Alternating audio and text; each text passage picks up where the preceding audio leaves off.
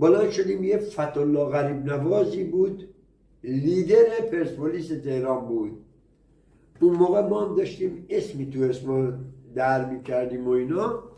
اومد پیش حمید کفاش بغل حموم صابری، گفت آقا رحمتی رضا وطنخواه میخواد خداحافظی کنه، تو بیا من تو پرسپولیس معرفی کنم.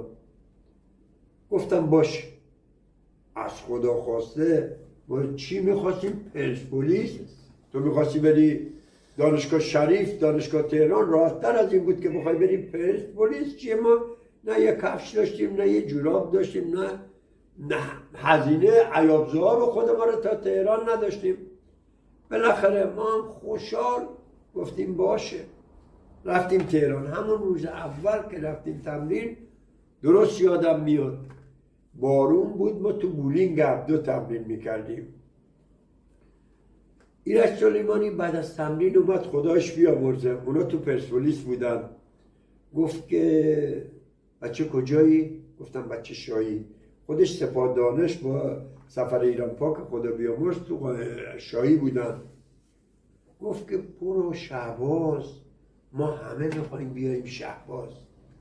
الان این پرسپولیس شاخه میزنه، ما میخوایم بیاییم شهباز. تو برو اونجا به دکتر سرحدی بگو من ایرج سلیمانی فرستاد با من قرارداد ببند.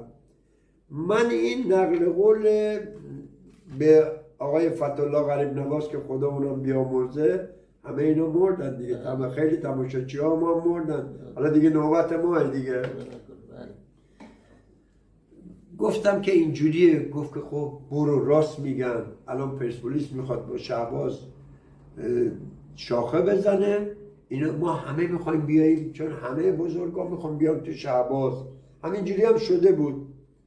ما رفتیم. گفت خب برو تمرین کن، هر موقع چی شد، موقع شد با تو قرارداد میبندن. ما 1 روز، 2 روز، 3 روز، 10 روز، 12 روز تمرین کردیم. خدایا ما رو خط بزنن، ما چجوری بخوایم دوباره این راه رو برگردیم بریم قائمشهر؟ چیکار کنیم؟ بگیم چی؟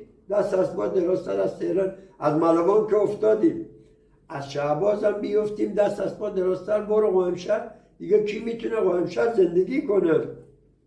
سرت درد نیارم. روز 12 بود، دیدم آقای ناظم گنجاپور، آقای مهراب شارخی مربیای اونا بودن، آلن راجرز هم مربی شهباز بود. اون روز گفتن آقای مهراب شارخی اومد برگشت گفت آقا امروز هر کی انتخاب کنه ما باش قرارداد میبندیم. تو اون تیم مرتضی نشاگران هم بود، علی ایدری هم بود، 2 تا قائم، یه ساروی و یه چالوسی بودن. خب بالاخره میشناختیم هم دیگه. اون روز خداییش ما عادت نداریم زیادت، تمرینی که شده بود من 2 تا گل به ناصر حجازی زدم سر تمرین. یه دونه نفوذ کرده بودم این جلو بود انداختم پشت سرش، یه دونه هم در حال.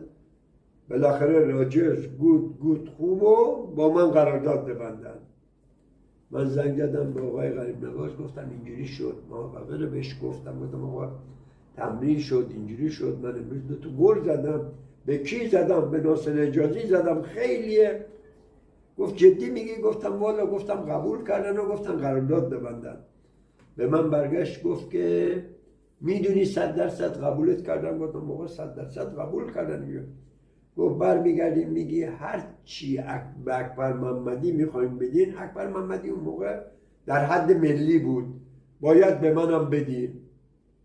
من حاضر بودم مجانی اونجا بازی کنم، 2000 پول، فقط من رد نکنن. بالاخره فردا اومدن منو گفتم بیا باشگاهش هم تو نارمک بود، زمین هنوزش هم هست، زمین شهباز هم هست.